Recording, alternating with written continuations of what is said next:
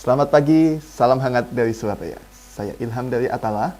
Inilah kisah unik, pencapaian, dan prestasi kampus-kampus se-Indonesia yang kita rangkum dalam Flash News Mitra Sevima.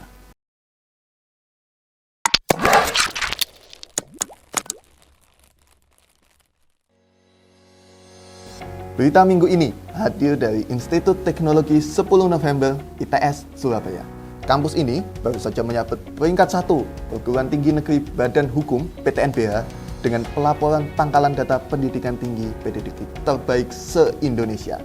Peringkat ini diperoleh dari laman admin PDDikti Kemdikbud per tanggal 31 Desember 2020. Nilainya pun sangat membanggakan, rata 100, menunjukkan kesempurnaan ITS dalam pengelolaan administrasi pendidikan tinggi. Bersama kita dalam video ini, Insinyur Agus Sunaryo, Ketua Satgas PDDikti ITS sekaligus Kepala Biro BAPKM dan anggota Majelis Wali Amanat ITS. Beliau berbagi strategi kepada kita bagaimana menghadirkan pengelolaan pendidikan tinggi yang unggul, mengkombinasikan kerja tim, dukungan pimpinan, dan kehandalan aplikasi provider. Selamat menyaksikan. Nah, kesempatan yang luar biasa ini kita langsung cerita-cerita Bapak tentang peringkat pertama sementara pelaporan PDDikti. Ya. Mungkin bisa dikisahkan Pak tentang pelaporan PDDikti ini secara umum itu seperti apa Pak? Kok ada peringkatnya, ada nilainya, seperti itu Pak? Mungkin sekilas ya. Jadi ini menjadi sesuatu yang luar biasa. Jadi sedikit cerita barangkali kemarin ya, kita tuh baru menata pengelolaan itu mulai 2019 kemarin. Jadi PDDikti kan dijadikan sentral ya sekarang, semua kebutuhan informasi perguruan tinggi mengacu ke PDDikti semua, baik itu terkait dengan pemeringkatan perguruan tinggi, terkait cross-check data mahasiswa, terkait mahasiswa ikut lomba pun semuanya dicek ke PDDikti, sehingga tentunya ini menjadi konsentrasi yang luar biasa dari ITS khususnya untuk benar-benar membenahi data PDDikti. Nah, sebelumnya memang di ITS itu belum terkelola dengan begitu baik. Jadi awalnya sebelum 2019 itu sepenuhnya pelaporan di DPTSI. DPTSI itu Direktorat Pengembangan Teknologi Sistem Informasi, Puskomnya lah semacam itu. Ya, mulai 2019 kemarin, jadi kita membentuk tim PDDikti ITS. Satgas itu ya Pak? Iya, di dalamnya ada DPTSI, ada dari tempat saya, Direktorat Pendidikan, kemudian ada dari SDMO yang terkait dengan dosen. Jadi alhamdulillah ide untuk pembenahan tata kelola tersebut mendapatkan support yang luar biasa dari pimpinan. Jadi kita diberi kewenangan penuh untuk melakukan pelaporan PDDikti dengan baik.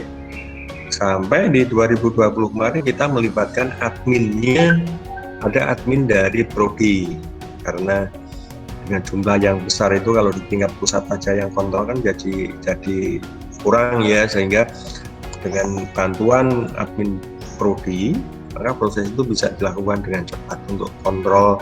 Seandainya misalkan ada data yang belum valid ya cross check langsung ke Prodi masing-masing. Kalau misalkan dibutuhkan perbaikan melalui pusat ya akan interaksi dengan tim yang ada di Ditmendik maupun di DPTSI. Itu yang langkah awalnya. Termasuk tidak berhenti di sana sih, ada juga penataan SOP pelaporan PDDikti supaya mekanismenya bisa berjalan dengan baik, timeline pelaporan juga jelas gitu. Kemudian yang ketiga ya tentunya ini ada kerjasama yang baik dari semua unit yang terkait dalam pelaporan yang masuk ke dalam tim tersebut, baik dari Prodi sampai ke pusat. Dan kita juga intent ya, yang keempat intent melakukan koordinasi dengan pimpinan, baik itu di rapat bidang 1 maupun di rapat internal tim PDDikti sendiri. Jadi Bahkan Pak Warek 1, Prof. Adi Supriyanto menyampaikan bahwa memang saatnya kita harus benar-benar untuk merapikan data. Jadi kalau di sana salah, di sini benar, ini di mana salahnya, itu harus dirapikan, disesuaikan, disinkronkan, sehingga ya alhamdulillah barangkali mungkin sekarang capaian yang terjadi adalah berkat kerja keras semuanya yang terlibat di dalam pelaporan tersebut. Itu Mas Hilman. Ya. Nah, lalu Pak, untuk pembaca awam ini Pak, nilai 100 yang ada dan dikelola ITS itu maksudnya apa Pak? Apa yang dinilai sehingga mendapatkan nilai 100 Pak? Sebenarnya kami mengambil data itu dari websitenya PDDikti Admin Kemdikbud. Jadi persentase itu sepenuhnya yang membuat adalah di tim PDDikti Pusat. Jadi saya merekam data yang di sana, saya coba bandingkan sejauh mana sih sebenarnya capaian ITS yang sudah terjadi setelah kita benar-benar konsentrasi untuk melakukan perbaikan data itu. Jadi data itu kami ambil langsung dari websitenya PDDikti. Jadi masalah mekanisme presentasi penghitungannya kami kurang paham sekali. Itu ketentuan yang ada di pusat PDDikti pusat tentunya Mas.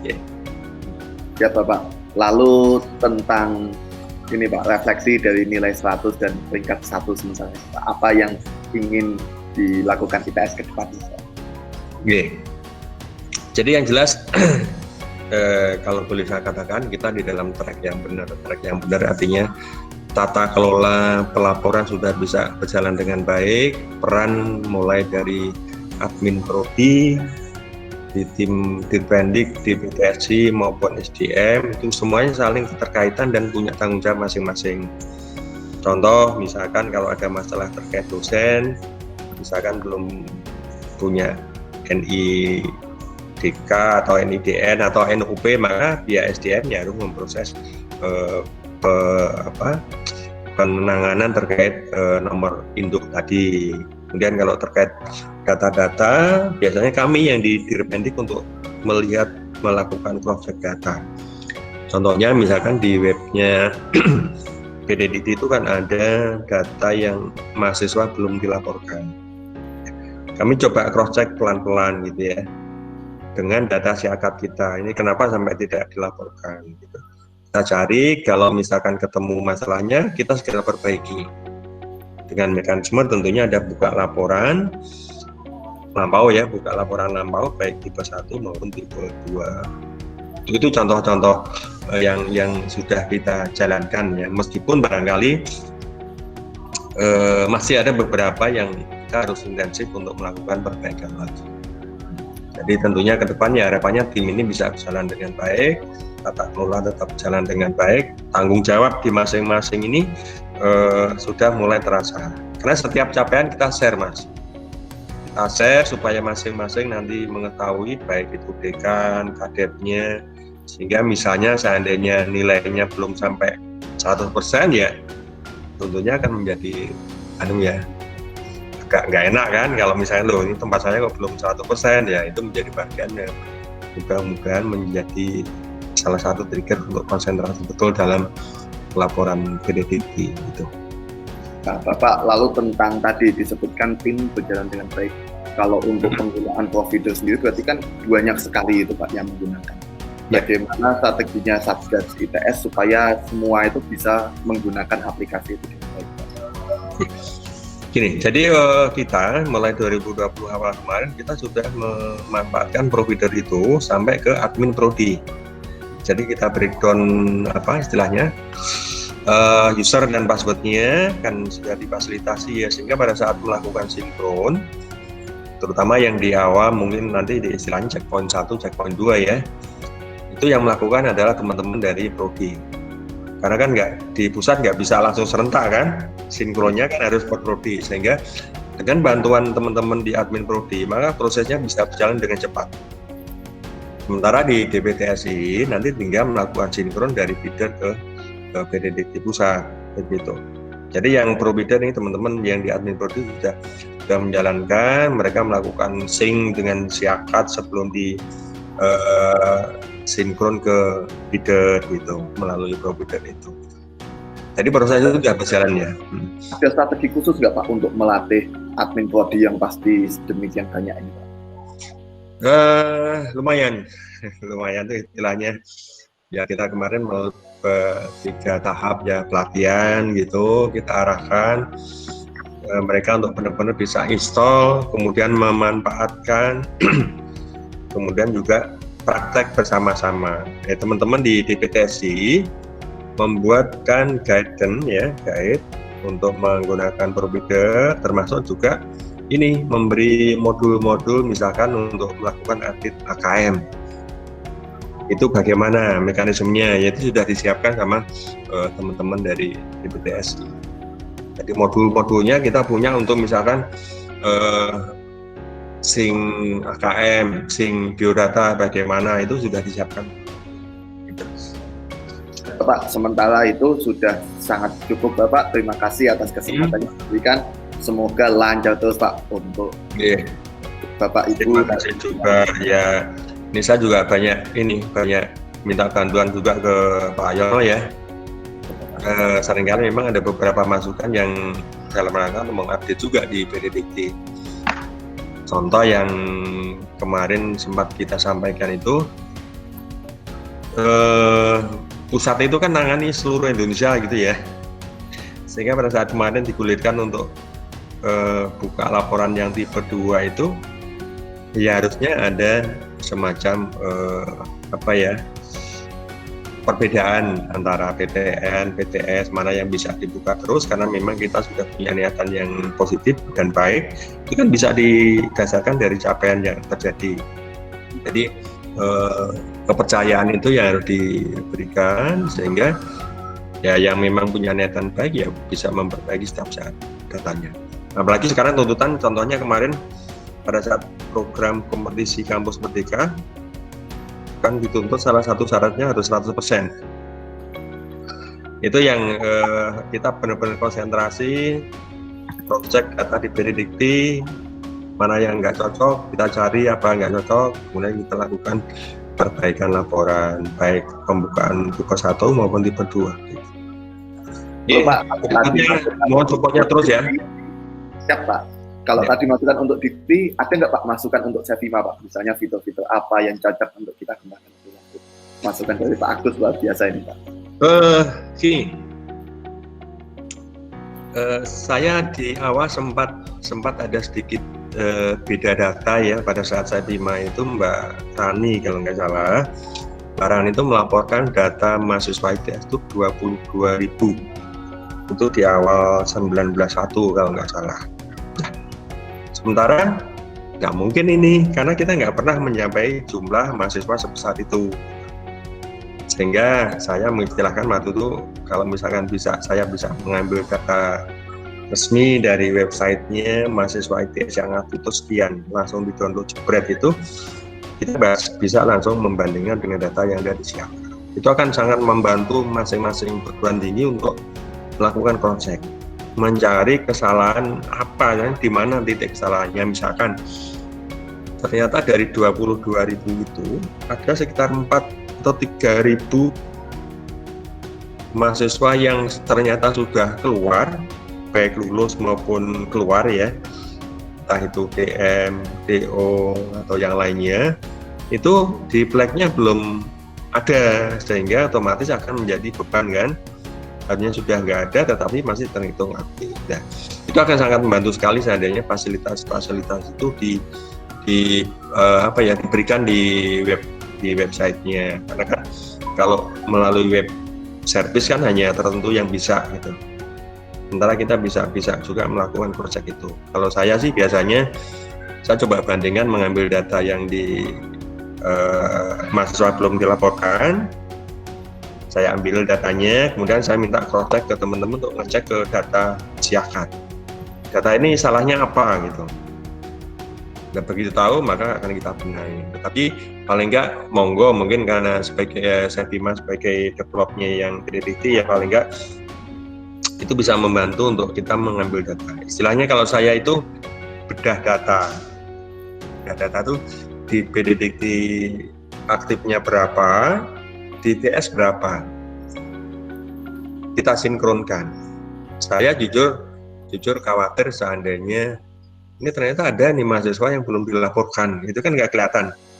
Nah, kalau kita bisa mengambil data yang ada di PDDT, kita sinkronkan dengan siakap kita, maka akan tahu ini, oh ternyata masih ada yang belum dilaporkan, atau ternyata sudah semuanya dilaporkan, supaya kita menghindari untuk pembukaan tipe 1, karena kan rawan ya, kasihan juga anaknya nanti begitu lulus, ternyata dia belum bisa.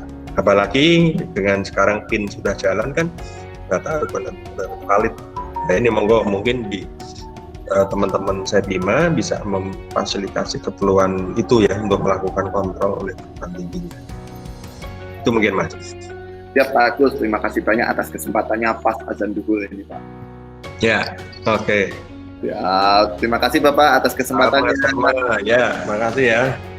3. Selanjutnya, kita simak apresiasi atas prestasi Institut Teknologi 10 November ITS dari Bapak Sekjen Ikatan Alumni ITS, Bapak Tontowi Jauhari SSI. Beliau juga akan membagikan insight dan informasi tentang harapannya bagi ITS di tahun 2021, serta tips bagi kita semua sivitas akademika, bagaimana terus berprestasi di era pandemi. Langsung saja, bersama kita telah hadir Bapak Tontowi Jauhari. Terima kasih sudah hadir dalam wawancara singkat ini. Bersama kita Bapak Tontowi Jauhari selaku Sekretaris Jenderal Ikatan Alumni Institut Teknologi 10 November. Yang pertama-tama saya mengucapkan selamat dulu Pak. Kemarin ada donasi gawai dari IKITS kepada teman-teman yang membutuhkan. Mungkin untuk pengantar nih Pak, walaupun kemarin belum dapat di daftar pertanyaan, boleh nggak Pak kalau dikisahkan sekilas tentang kisah yang kemarin Pak? Oh ya boleh. Bentar, saya pakai ini ya biar enak. Siap Pak. Ya, jadi program donasi gawe gotong royong itu ide awalnya itu karena kita melihat bahwa ketika awal-awal pandemi itu kan kemudian diadakan program belajar jarak jauh. Ternyata pada kenyataannya itu kemampuan tiap daerah, tiap rumah dan tiap keluarga itu kan berbeda-beda dalam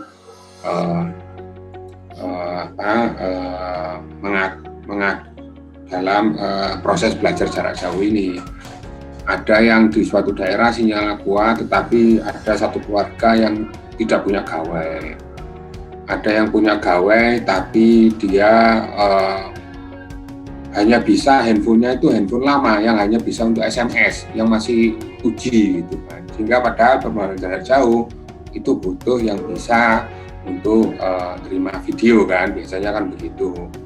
Nah itulah kemudian yang membuat kita kemudian tergerak untuk menggalang donasi gotong royong untuk memberikan gawai kepada keluarga, terutama para murid yang membutuhkan gitu ya.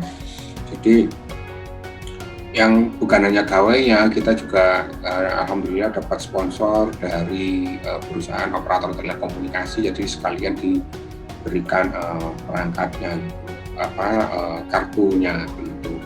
Dan kita juga berupaya untuk mendorong operator telekomunikasi itu kalau kita menemukan ada satu daerah yang sinyalnya nggak kuat, itu ya kita kasih tahu bahwa di sini sinyalnya nggak kuat, sehingga ya sudah kita kasih donasi, sudah kita kasih kartu, kalau nggak ada sinyalnya kan ya ini. Dan memang kondisinya itu banyak yang di daerah-daerah yang kayak begitu, jadi mereka harus keluar dari rumah, harus nyari untuk nyari sinyal gitu.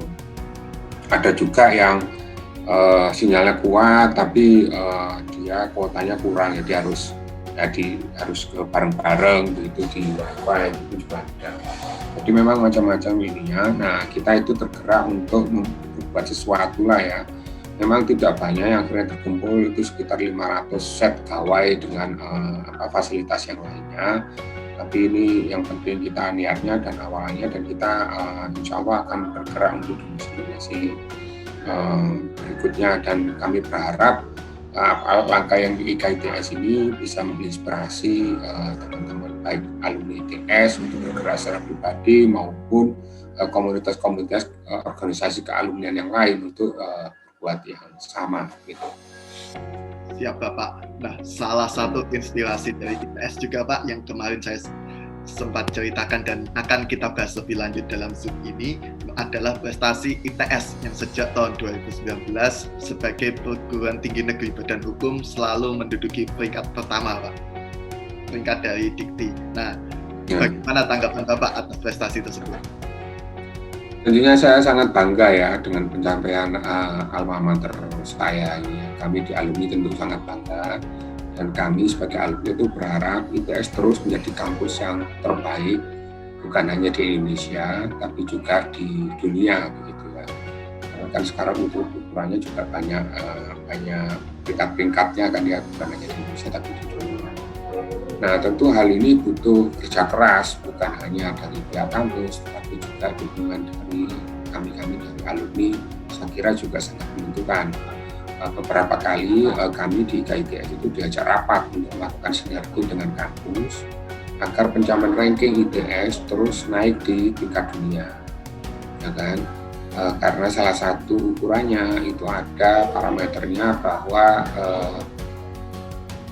alumni setelah lulus itu dia bekerja atau berposisi di mana saja, terus hubungannya antara kampus dengan alumni itu bagaimana, itu juga sangat menentukan dalam pemeringkatan kampus kita di antara kampus-kampus yang lain.